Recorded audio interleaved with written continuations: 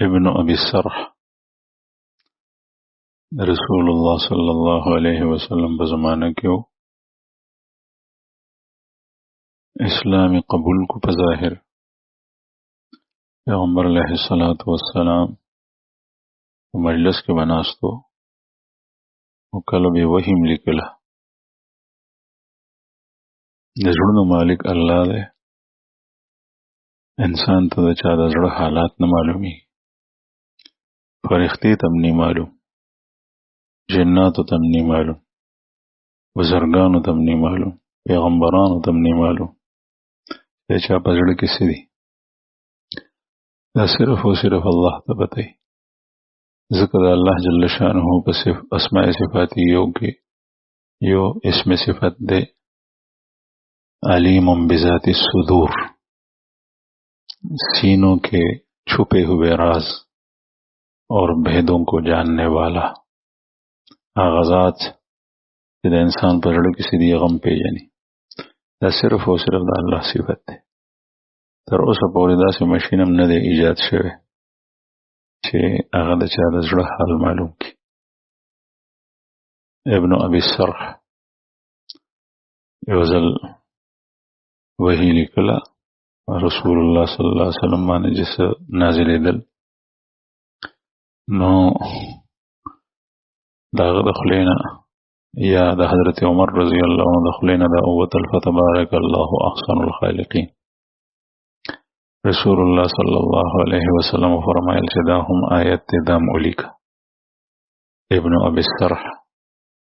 پزړه کې دغه وخت کې غلط خیال رالو شیطان خطا کو وای چې عجیب خبره ده د چې کوم یو شیخ او تخکار شي غوي چې دا اولیک دا وحی ده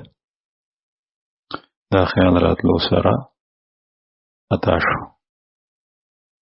بیا دالته لاړو اسلام پرېخو گمراه شو عیسائی شو خپل زوړ دین عیسایت یا خپل کلی ته خپل خپلوانو څخه لاړو هغه عیسایانو او هلته پاتې کېدو بیا مړ شو مرګ نه پس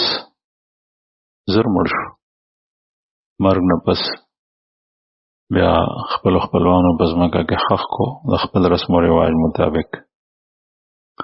د شپې خښ کو شپه چې تېره شوه سهار ته څوک تېرېدل چې ویې کتلو قبر سپړدی شوی دی او دی په ځمکه باندې پروت دی هغوی په زړه کې دا وویې دا مسلمانانو کړی ځکه چې دی مخکې مسلمانو بیا وروسته مرتد شو عیسایت ته راواوړېدو نو هغوی ته غصه ورغلې ده او د غصې نه یې د سره دا عمل کړی دی چې دی د ځمکې نه راایستی دی او بهر یې غورځولی بیا هغوی رالل بیا یې ورته د هغې نه غټه کنده وکنسته او په هغې کنده کې غرقه کنده یې وکنسته په هغې کې دی ننیستو بیا د پاسې خاور راواړول شپه شوه سهار شو بیا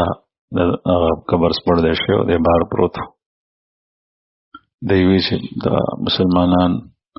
دا عجیبه خلک دی فلان کې دي لنګړي دي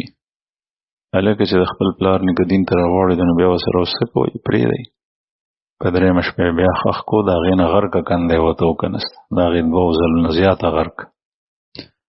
بیا چې یې خښ کو چې سهار شو نو بیا ځمکې راغورځولی او بهر دی پوه شول دا مسلمانان نه کوي کېدای شي څوک یې هم کړي وي او داسې نور څه وجه ده دا هغه وجه ده چې یو ځل د ایمان او د اسلام خواږه د ولیدل او بیا د هغې نه واوړېدو